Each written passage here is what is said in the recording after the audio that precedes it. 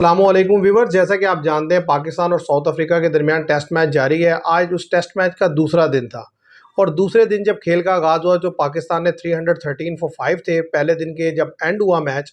आज जब पाकिस्तान ने बैटिंग स्टार्ट की तो 50 रन उसमें ऐड कर लिए थे, 363 पर 5 थे। फिर जब जैसे ही छठी विकेट गिरी तो पाकिस्तान जो है वो कोलैप्स कर गया और 378 पर पाकिस्तान बोल्ड आउट हुआ। लेकिन उसके बाद फिर जिस तरीके से आकर साउथ अफ्रीका ने अर्ली ऑन बैटिंग की तब तो लगा कि शायद साउथ अफ्रीका जो है मैच हमारे हाथ से खींच कर ले जा सकता है या लीड को कम से कम बिल्कुल मिनिमाइज कर देगा या वो लीड लेकर जा सकता है। क्योंकि आप देखें कि 80 रन उन्होंने जब बना लिए थे, जस्ट 2 विकेट्स डाउन थी। फिर उसके बाद एक बड़ी लंबी पार्टनरशिप लगी टोनी डिसॉर्जे की और रिकेल्टन की, और उस पार्टनरशिप ने जो है वो मैच को इस तरह से बना दिया कि साउथ अफ्रीका लग रहा था कि आहिस्ता आहिस्ता वो डोमिनेट करने की पोजीशन में आ रहा है। लेकिन फिर तारीफ करनी होगी जिस तरीके से नुमान अली ने बॉलिंग की कि उन्होंने 4 विकेट्स लिए और सलमान अली आगा को जिस तरीके से कैप्टन लेकर आए और फिर उन्होंने विकेट निकाल कर दी। आज के मैच का जो सबसे हॉलमार्क था वो पाकिस्तान की फील्डिंग थी। आप देखें जो कैचेस पकड़े पाकिस्तान ने वो आउटस्टैंडिंग थे। उसमें आप देखें रिजवान ने जो दोनों कैचेस पकड़े हैं वो भी आउटस्टैंडिंग थे, और जो रेकिल्टन का कैच पकड़ा है आई थिंक बाबर आजम ने पकड़ा है वो भी बड़ा जो है आउटस्टैंडिंग था। और इस मैच में इस वक्त मैं समझता हूँ 216 फॉर 6 हैं साउथ अफ्रीका के और तकरीबन 162 रन बिहाइंड है साउथ अफ्रीका।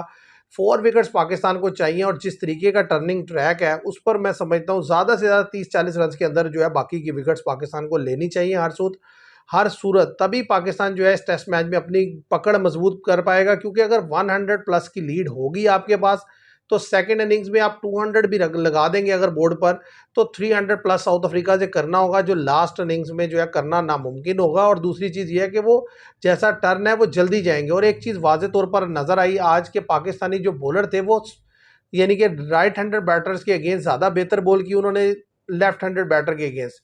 या ये भी हो सकता है कि शायद ओब्रेक स्पिनर में साजिद खान को उस तरीके से विकेट्स नहीं मिले, वो बड़े एक्सपेंसिव भी रहे।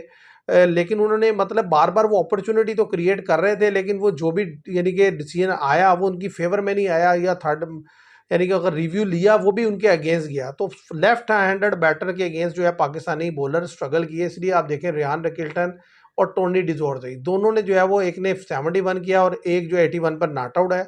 और अब जो प्लेयर क्रीज पर मौजूद है वो भी लेफ्ट हैंडेड है, वो मुत्तुस्वामी है। तो यही थोड़ा सा मुझे कंसर्न है कि कहीं ऐसा ना हो कि एक तो ये टेल एंडर के प्लेयर हैं और लेफ्ट हैंडेड है कि ये पार्टनरशिप बिल्ड कर लें इतनी 30-40 रन की, और फिर इसी तरीके से जो है रबाडा आकर कर लेंगे। अगर साउथ अफ्रीका 300 प्लस चला जाता है और लीड जब 50-60 रन की मिलती है तो पाकिस्तान को जो है बड़ा प्रेशर होगा कि पाकिस्तान 200 लाजमी करे। तो और जैसी कंडीशन है और जिस तरीके से पाकिस्तान की बैटिंग खेली है उसमें एक चीज़ तो वाज़े तौर पर नजर आई कि पाकिस्तान की विकेट्स बंडल में गई हैं। तो अगर कहीं ऊपर से 2-3 विकेट जल्दी गिर गई फिर हमारे लिए इतना रन बनाना भी मुश्किल होगा। तो मैं समझता हूँ इन चीज़ों को देखते हुए पाकिस्तान के लिए सबसे पहले तो लीड ज़्यादा से ज़्यादा चाहिए, तभी जाकर आप जो है बेहतर पोजीशन में होंगे। और दूसरी तरफ ये है कि आपको जो नीचे आने वाले बैटर्स हैं उनके अगेंस्ट अच्छी प्लानिंग कल करके आनी होगी। ज़्यादा प्लेयर्स फ्रेश होंगे, अगर एक एंड से आप फास्ट बॉलर यूज़ कर सकें तो वो यूज़ करें, एक एंड से स्पिनर, क्योंकि अभी नया बॉल मिलने में तो 12 ओवर बाकी हैं। तो ऐसा ना हो कि वो टोनी डिसॉर्जे जो है वो तो उन्होंने पीछे भी जब बांग्लादेश के खिलाफ खेला था बड़ी ज़बरदस्त इनिंग्स खेली थी जिसमें साउथ अफ्रीका ने बीट किया था बांग्लादेश को, वो 130 प्लस कर गए थे।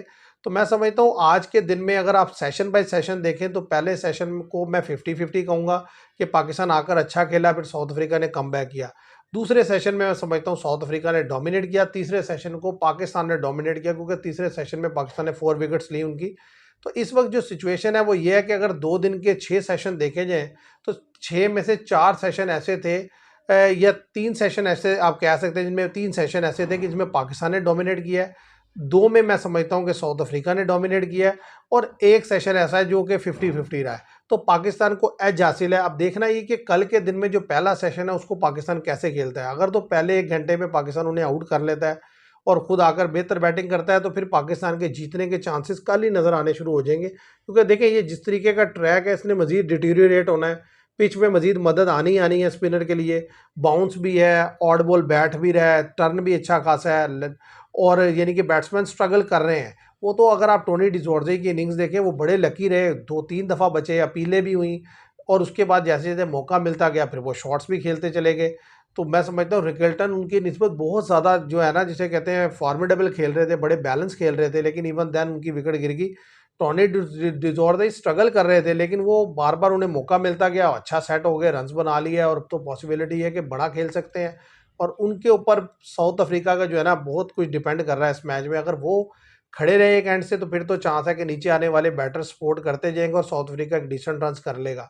अगर वो सुबह कहीं आते ही निकल जाएंगे तो फिर ज़्यादा चांस है पाकिस्तान 130 से 140 रन की लीड ले लेगा। अभी साउथ अफ्रीका 162 रन बिहाइंड है जो पाकिस्तान ने रन बनाया था। तो मैं समझता हूँ कि मैच इस वक्त जिस पोजीशन में खड़ा है उसमें अभी तक पाकिस्तान आगे चल रहा है। लेकिन ज़ाहिर है टेस्ट क्रिकेट है, एक दिन अगर कोई अच्छा क्रिकेट खेल गया या कोई एक सेशन एक्स्ट्रा ऑर्डिनरी खेल गया तो उसका कमबैक हो जाता है।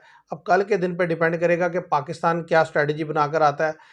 जैसी सिचुएशन है इसमें पाकिस्तान को डोमिनेट करना चाहिए कल का दिन भी और साउथ अफ्रीका को आउट करके खुद बेहतर पोजीशन में आना चाहिए। क्योंकि आप देखें इस पिच पर लेफ्ट हैंडेड बैट्समैन जो है ज़्यादा कंफर्टेबल है स्पिनर की यानी कि राइट हैंडेड बैटर्स की निस्बत। पाकिस्तान के भी 2 लेफ्ट हैंडेड ने रन किए, उनके भी दोनों लेफ्ट हैंडेड ने रन किए। अब नीचे उनके पास 2 लेफ्ट हैंडेड और हैं, मित्तुस्वामी और रबाडा। तो अब देखना ये है पाकिस्तान इनको कैसे हैंडल करता है। अगर तो आउट कर लेगा तो डेफिनेटली आगे जाएगा, वरना तो मैच फंस जाएगा। और थर्ड इनिंग्स और फोर्थ इनिंग्स जो डेफिनेटली बड़ी टफ होने वाली है इस पिच पर। तो ये मेरा एनालिसिस है। आप उम्मीद करते हैं इसको आपको पसंद आएगा। आज के लिए इतना ही। Thank you very much.